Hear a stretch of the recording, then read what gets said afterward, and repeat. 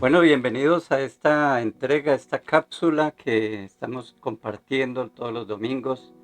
Estamos estudiando acerca de la Biblia. No estamos estudiando la Biblia, solamente es acerca de o alrededor de, porque dijimos que queremos conocer un poquito las bases de nuestra fe. Ese libro que llamamos Biblia, la palabra de Dios, que es la base de toda la doctrina, de toda la fe, nuestra fe y nuestra conducta. Entonces necesitamos conocer bien la base para ver si es una base segura y tener en cuenta que hay que construir o mejorar o conocer más sobre lo que estamos parados, que es la palabra de Dios.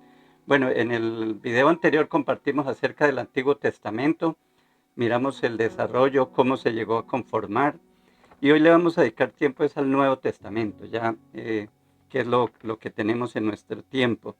Entonces, lo primero que podemos decir del Nuevo Testamento es algo similar con el Antiguo, el desarrollo. Eso no fue en cuestión de 20, de 30 años, en elaborarse los libros y en conformarse la lista oficial, el canon, lo que llamamos canon del Nuevo Testamento. Eso fue todo un proceso.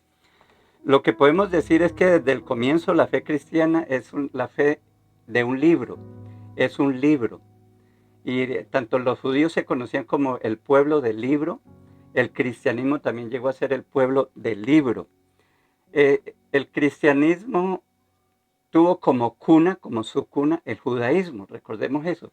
Recordemos que ellos eran judíos, los apóstoles fueron judíos, entonces ellos comenzaron a reunirse en el templo, dice Hechos capítulo 3, que Pablo y Juan iban a la hora de la oración a orar. ¿A cuál templo? Pues al templo de los judíos. Entonces la cuna del cristianismo fue los judíos. Entonces vemos ahí que participan en la sinagoga, en fin, o sea, estaban en su cuna de nacimiento, que fue el judaísmo. Pero resulta que cuando los judíos los sacaron por la persecución que hubo, pues los cristianos se llevaron el sistema de culto que tenían en las sinagogas y en el templo, que básicamente era ir a escuchar la voz del Señor, a escuchar la palabra de Dios. Recordemos que no había forma de leerla porque eran muy escasos los que tenían libros y solo en los templos, en la sinagoga, y algunas personas podían darse el lujo de poder tener al menos un libro de la ley de Moisés. Entonces iban a escuchar allá, iban a declararlos, a repetir los credos que tenían los judíos y también a la oración y a escuchar la exposición, la explicación. Entonces los cristianos salen de el judaísmo, pero se llevan ese sistema de culto y ¿sabe qué más se llevaron? Pues el libro, pero no fue robado porque eso era patrimonio de la humanidad. Entonces, pero ellos adoptaron lo que tenían, que era el Antiguo Testamento, y que en el video pasado dijimos que básicamente era la Septuaginta, la, la, la traducción del el Antiguo Testamento del hebreo al griego, que era el griego el que manejaban en ese momento. Entonces, en los momentos de los primeros siglos no había Nuevo Testamento, por eso se llamaron el Antiguo Testamento. Eh, para la iglesia primitiva fue muy importante el Antiguo Testamento. Sí, por ejemplo, uno mira los discursos de Pedro en el capítulo 2 del libro de los Hechos. Le animaría a que lo mirara, pues acá por razones de tiempo no vamos a mirar todo, pero la explicación que Pedro le da es tremenda. Por ejemplo, dice, explicando que por qué están hablando en lenguas si ellos no habían estudiado ese idioma. Dice, porque estos no están ebrios como vosotros suponéis, puesto que es la hora tercera del día. Mas esto es lo dicho por el profeta Joel, y cita la palabra de Joel. Más adelante dice el 22, varones israelitas, oí las palabras, Jesús Nazareno, varón aprobado por Dios entre vosotros, con maravillas, prodigios, señales que Dios hizo entre vosotros por medio de él, como vosotros ven. Sigue diciendo, el cual Dios levantó suelto los dolores de la muerte, por cuanto era imposible que fuese retenido por ella, porque David dice, y cita ahí, veía el Señor siempre delante de mí, porque está a mi diestra, no seré conmovido, por lo cual mi corazón se alegró y se gozó mi lengua, que mi carne descansará en esperanza, porque no dejarás mi alma en edades, ni permitirás que tu santo vea corrupción. Y mire el discurso de Pedro, que eso es todo una explicación basándose ¿qué? En el Antiguo Testamento. Entonces el Antiguo Testamento para la iglesia fue fundamental, fue clave. Eh, uh, lo que podemos decir inicialmente para hablar del canon del Nuevo Testamento es que la primera lista que apareció fue en el año 367 después de Cristo. 367, eso es bastante tiempo. Y eso no quiere decir que fue hasta entonces que se organizó, pero es donde hay un documento oficial que contamos con eso, que hay una lista completa que tal como la tenemos hoy. Y se trata de Atanasio, el obispo, que mandó una carta a las comunidades cristianas, recordándole muchas cosas de la fe, pero poniendo la lista de los libros que eran oficiales, que no fueran a leer cualquier cosa, que la iglesia autorizaba unos libros que habían sido declarados como la palabra de Dios. Entonces, en ese tiempo fue cuando se tiene documentos de esa lista. Bueno, sobre el desarrollo del Nuevo Testamento, es interesante que lo primero que se escribieron fueron las cartas de Pablo. Las cartas de Pablo están entre el año 49 y 62. 49 después de Cristo al 62 después de Cristo. Entonces, recordemos que fueron manuscritos, o sea, escritos a mano, porque como explicamos en el video pasado, no había imprenta, no habían los sistemas de reproducción mecánica de los textos como tenemos hoy en día, no habían fotocopiadoras, etcétera. Entonces eran manuscritos, escritos a mano. Y las cartas de Pablo normalmente son cartas, epístolas. ¿Y eso qué quiere decir? Bueno, que tienen un esquema, un saludo, un destinatario, bueno, se presenta el que habla, a quién se dirige, la salutación, el mensaje y una despedida, un saludo final, una bendición final. Tiene una estructura ahí bien organizada. Entonces él está escribiendo no como un teólogo. Para nosotros, los estudiantes, nos cuesta como ponernos en los zapatos de las cartas de Pablo. No son tratados teológicos, son cartas y algunas personales, ¿sí? Y está escribiendo como pastor.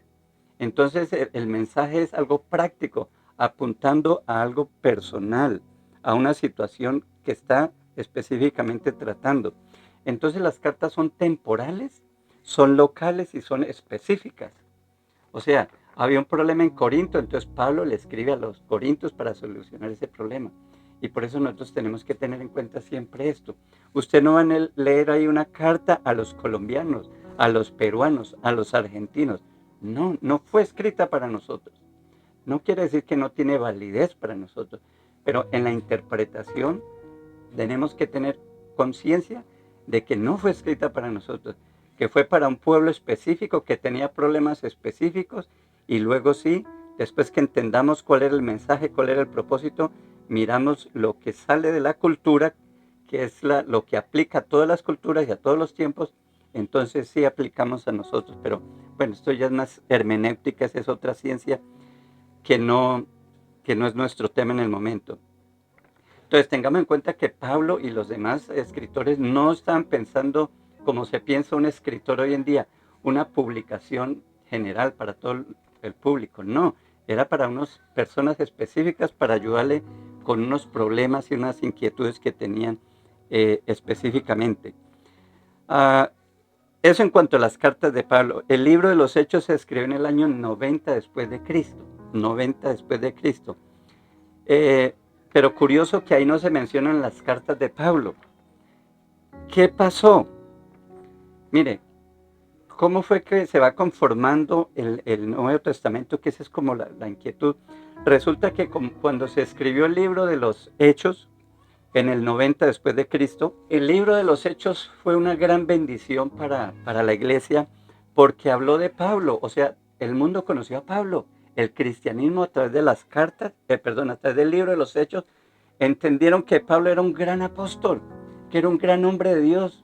Y entonces aquellos que recibieron sus carticas, sus rollos, su carta, los filipenses, los colosenses, los de Colosa, los de Roma, etcétera, wow, empezaron a valorar ese libro que tenían de Pablo, que ahora lo estaban leyendo en el libro de los Hechos. Entonces, ¿qué pasa? Se despierta ese interés por las cartas de Pablo y comienzan como a guardarlas, porque, wow, ese es el gran apóstol de los gentiles, ese es el instrumento de Dios. El Señor hizo todo esto con Pablo. Entonces eso despertó a que la iglesia empezara como a coleccionar y a intercambiarse las cartas y a agrupar las cartas porque eran de un gran hombre conocido como Pablo, que lo conocieron a través del libro de los Hechos. Entonces, lo que hace el libro de los Hechos es resucitar a Pablo, básicamente. ¿Sí? Bueno, en cuanto a las epístolas, se escribieron entre el año 65 y 70. Por ejemplo, Marcos, el Evangelio de Marcos entre el 65 y el 70, Mateo entre el 80 y el 90, Mateo y Lucas, y Juan cerca del 90 al 100 después de Cristo. Entonces, hay una pregunta. ¿Por qué se demoraron tanto en poner por escrito lo que habían escuchado de los labios de Jesús? ¿Por qué tanta demora y cómo es que llegan a convertirse en libros canónicos? Ya dijimos que eso, la lista completa se la tenía Atanasio, o la menciona Atanasio en una de sus cartas en el 367. Pero vamos a tratar de mirar cómo cómo es que llegaron a ponerlos por escrito. O sea, ¿qué fue lo que los llevó a poner eso que primeramente era oralmente? Jesús habló, Jesús no les dio nada por escrito, le contó los discursos, las enseñanzas, todo fue escrito. Los apóstoles a sus discípulos y los discípulos a los otros discípulos, y todo fue oral.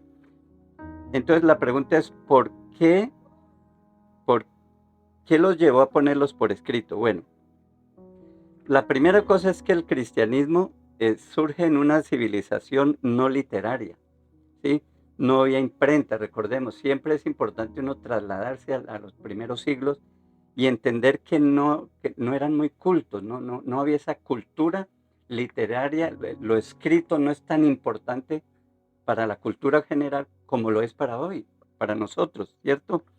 Los rabinos judíos se oponían a la escritura.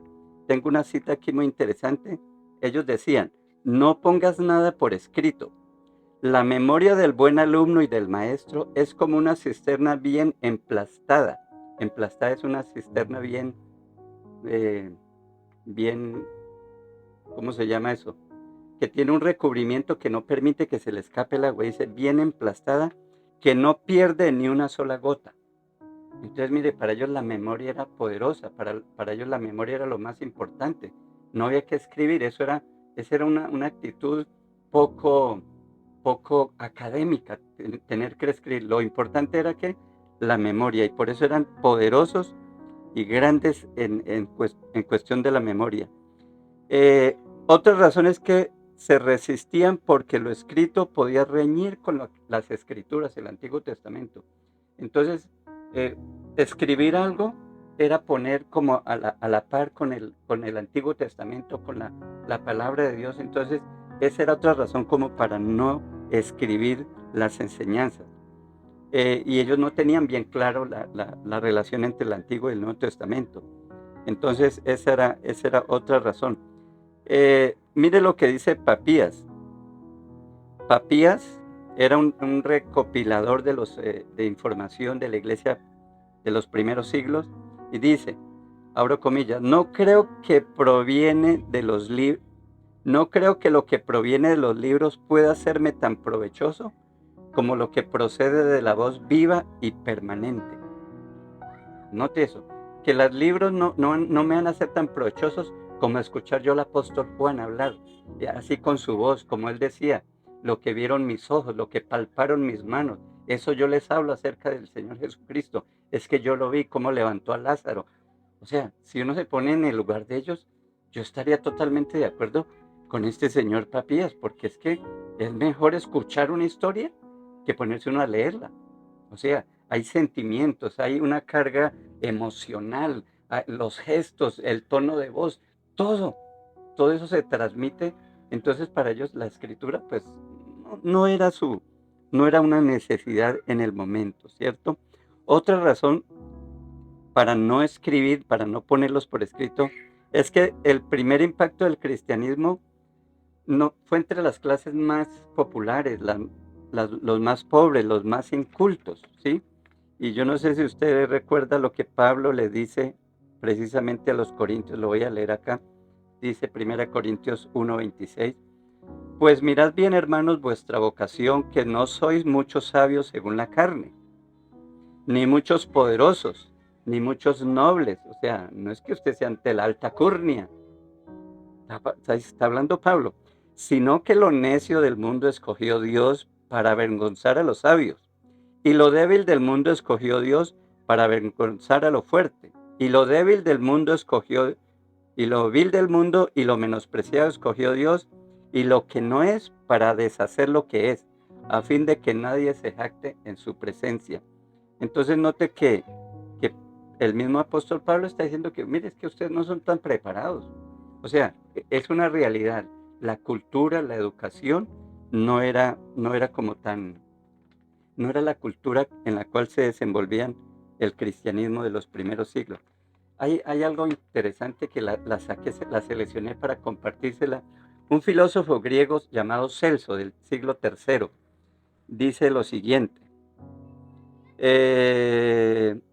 abro comillas, nadie que sea culto se acerque, ni el sabio, ni el sensitivo, pues a todos ellos los consideramos malos, pero si hay alguien ignorante, insulso o inculto, si alguien es tonto, acérquese sin temor. Es solo al torpe, al patán, al zafío, al esclavo, al niño y a la mujer a quienes quieren y pueden persuadir. Está hablando de que los cristianos persuaden a ese tipo de gente, a los bruticos, a los cierto. Entonces, eh, todo esto para decir que inicialmente el cristianismo no llegó a los intelectuales, ya después Pablo habló con los filósofos, ya después el cristianismo llegó a la cultura griega, a la cultura romana, etcétera, pero por el momento no era, entonces no había esa cultura de escribir ni de leer. Eh, y la otra razón, pues obviamente lo mencionamos en el video pasado, era que era muy costoso tener un material, escribir, eso costaba muchísimo, los papiros, los materiales y la gente que escribía eso resultaba muy costoso, entonces por ese motivo tampoco favorecía el hecho que escribiera. Otra razón es que en los tiempos de los apóstoles había poca demanda de libros. Todo esto se une. Ellos y sus allegados eran los libros vivientes, eran el mensaje viviente, ¿sí? Por eso Juan decía, lo que palparon nuestras manos. Él decía, mire, es que yo toqué. Juan podía decir, yo me acosté en el pecho de él. Es que yo no estoy hablando de mitos, yo no estoy hablando de cuentos, de hadas. Es que fue lo que vieron nuestros ojos, fue lo que tocamos. O sea, no necesitaban un mensaje, no necesitaban algo escrito. Si tenían ahí a los apóstoles y a los discípulos de los apóstoles que habían visto, que habían experimentado, que podían decir, mire, ese Pedro se mojó todo, ese Pedro sí es bobo, se cayó allá por dudar del Señor. O sea, habían vivido la experiencia y ¿para qué van a necesitar libros?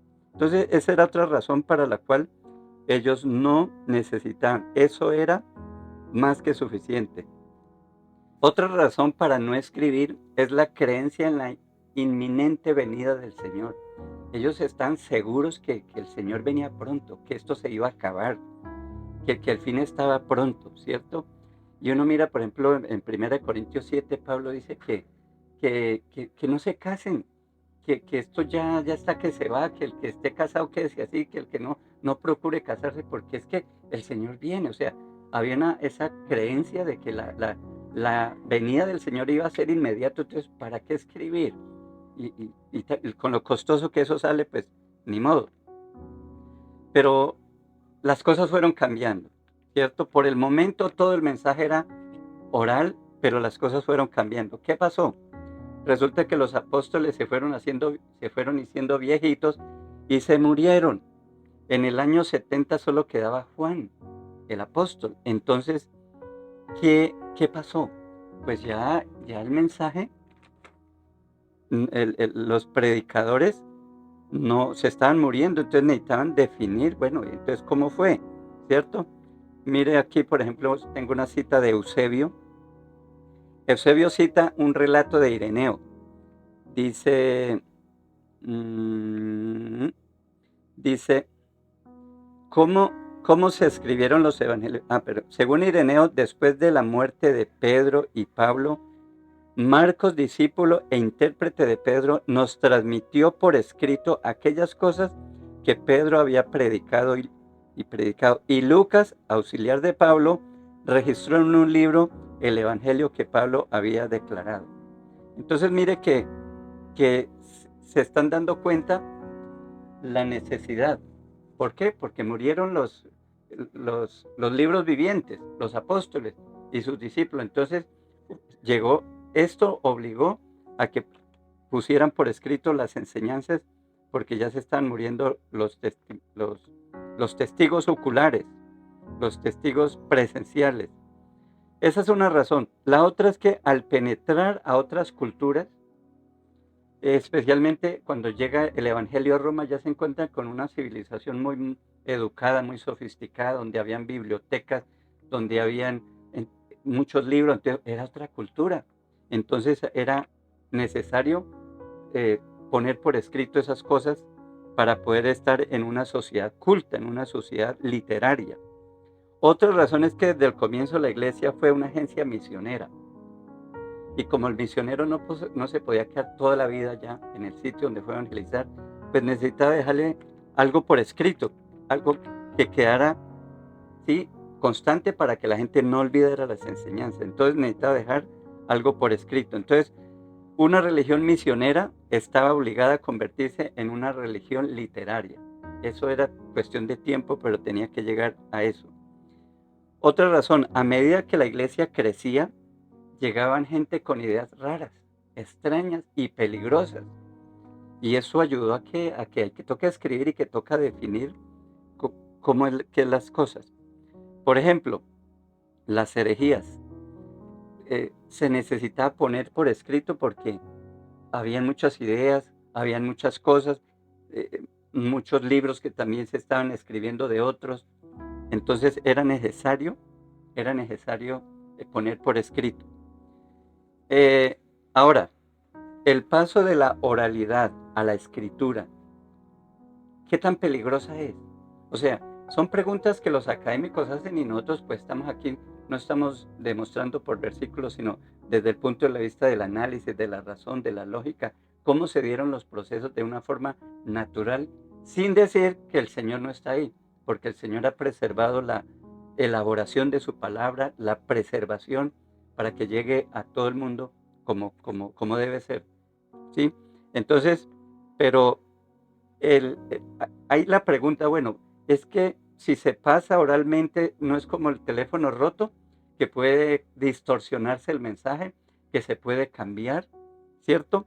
Entonces, la primera cosa que podemos notar es que la cultura antigua tenía una mente poderosa, una memoria, pero poderosa. Y tengo aquí, a ver si lo tengo, sí creo. Ah, es importante que nosotros tengamos en cuenta que es una cultura muy diferente. Mire lo que dice, por ejemplo, Genofonte, es un filósofo, dice, cuenta Nicerato, decía, abro comillas, mi padre ansiaba verme crecer como un hombre de bien, a este fin me obligó a memorizar todo Homero, de modo que aún hoy en día soy capaz de repetir de memoria toda la Ilíada y la Odisea. Las obras citadas contienen 24 libros. Entonces, esto simplemente para decirle que en el mundo antiguo la memoria era superpoderosa, se desarrollaba. Entonces, no era fácil que el mensaje de Cristo se perdiera, porque era una cultura donde memorizaba. Dicen que un judío coge el Antiguo Testamento y le atraviesa un alfiler y le puede decir a usted cuántas vocales atravesó, cuáles vocales. O sea, tienen una capacidad. Entonces, todas esas cosas permitían a que a que se preservara y que no se distorsionara como el teléfono roto. Ahora, unido a la memorización, estaba el proceso colorario. Este proceso es que una historia se cuenta y siempre se cuenta de la misma manera. Y para un ejemplo son los niños. Usted le cuenta a un niño un cuento y él va a querer volverlo a escuchar, pero cámbiele algo y verá que él va a decir, no, no, no, no, no. Y yo me acuerdo con mis niñas, me ponía a molestar y les cambiaba algunas cosas así chistosas. Y ella, ay, no, papi, no, no, cuéntemela. Entonces, esa idea de escuchar y escuchar siempre la misma historia, la gente la aprende de memoria y cuando alguien le cambia algo, pues automáticamente va a decir, no, no, no, eso no es. Por ejemplo, escúcheme este versículo. Porque de tal manera amó Dios al mundo que ha dado a su Hijo unigénito. Amén. Juan 3:16 y está completo. Si usted se lo sabe, se estará riendo porque eso no es así. ¿Sí? Eso no es así. Falta un pedacito. Si usted se lo sabe de memoria, dice, no, no, no, usted está mal. Entonces, lo mismo sucedía en ese entonces. Si alguien cambiaba la historia, no solo las personas, sino la comunidad, porque es que esa es la otra situación, que los relatos eran comunitarios. O sea, como se repitieron tanto las historias, los apóstoles a los discípulos, entonces todos manejaban la misma historia. Así es de que cuando alguien le cambiaba, cualquiera del público le decía, no, no, no, no, eso no es así. Jesús no dijo eso. Lo que dijo fue exactamente esto. Lo que pasó en realidad fue esto y esto y esto. Entonces no dependía de la memoria de una persona. Entonces el mensaje cristiano no podía perderse, era difícil. ¿Por qué? Porque no dependía de una persona, sino de toda una comunidad que lo había escuchado de los primeros, los que experimentaron eso y por día tras día escucharon la historia, las historias. Y así se fue preservando hasta cuando llegó el momento en que se pusieron por escrito. Entonces, de esta manera, la veracidad de las enseñanzas era garantizada por esta dinámica. Bueno, ya terminando, porque esto está un poquito largo. En el camino hacia la conformación del canon del Nuevo Testamento, ya dijimos que fue en el año 367 donde encontramos una lista, no que se organizó, sino que es la lista oficial que hay. Pero eso fue de pronto, resulta que los errores y las herejías obligaron a que la gente escribiera, a que los pusieran por escrito las cosas. Por ejemplo, Marción. Marción era un gnóstico influido por la cultura griega, la filosofía griega.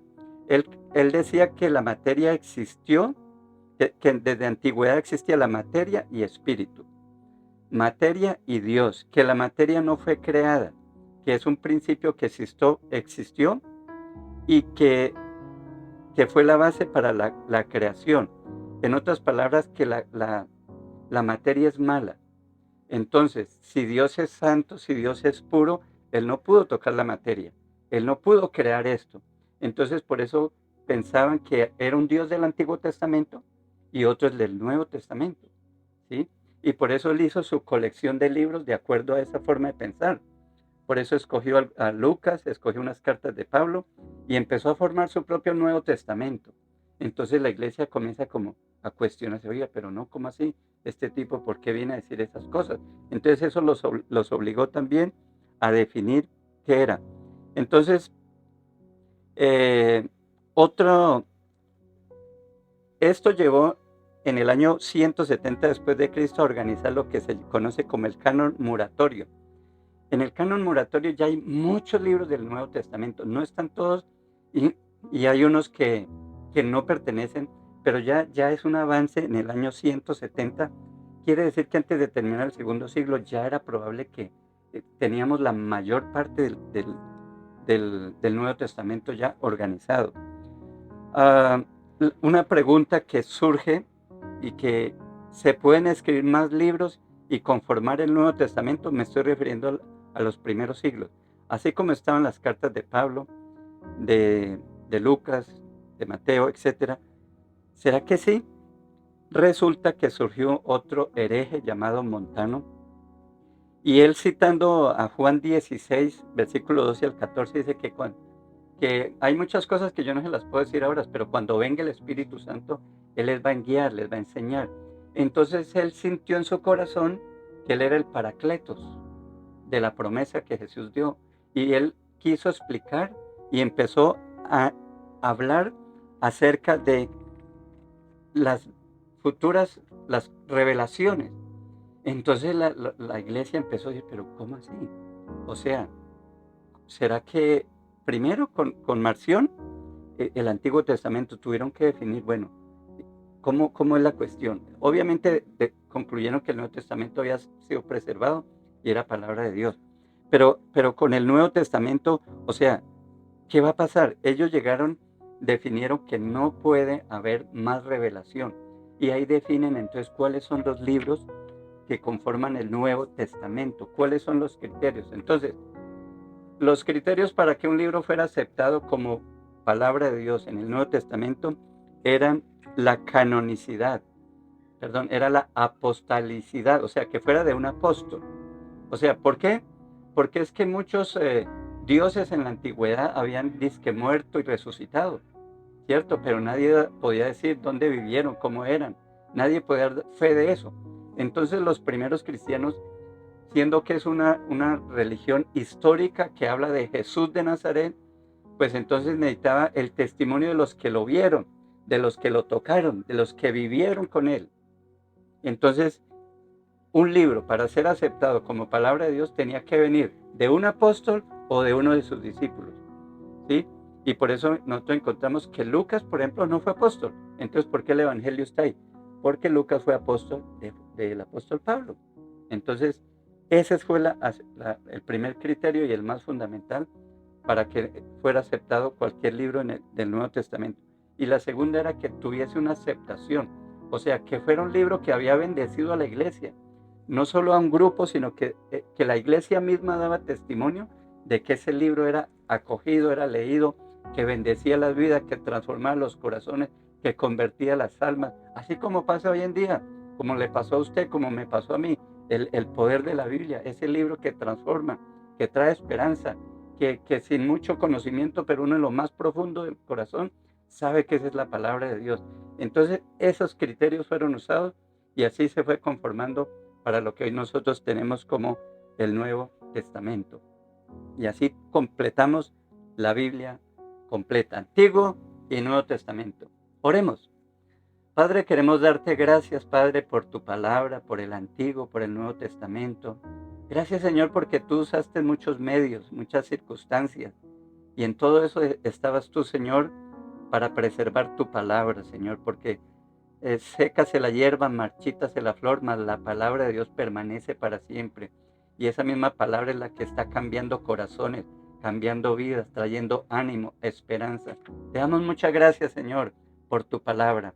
En el nombre de Cristo Jesús. Amén. Dios les bendiga. Nos vemos en otra cápsula. Dios les guarde a todos.